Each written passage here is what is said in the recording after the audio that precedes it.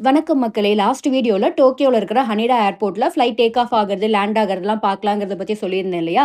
அதே மாதிரி ஹனிடா airport terminal 3ல இது 4த் ஃப்ளோர். இங்க சாப்பிடுறதுக்கும், ஷாப்பிங் பண்றதுக்கும் நெறைய ஆப்ஷன்ஸ் இருக்கு.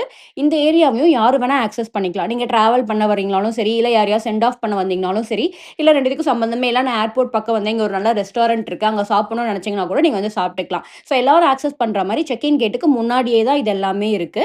அண்ட் 5த் ஃப்ளோர்ல டாங்கியோட் கூட இருக்கு ஷாப்பிங் பண்றதுக்கு. இங்கேயே வந்து நீங்க தேவையான ஐட்டம்ஸ் எல்லாமே வாங்கிக்கலாம். மேஜரா வந்து கிட்கேட் தான் இங்க நெறைய பேர் வாங்கிட்டு போவாங்க. பிகாஸ் ஜப்பான்ல கிட்கேட்ல நெறைய ஃப்ளேவர்ஸ் இருக்கும்.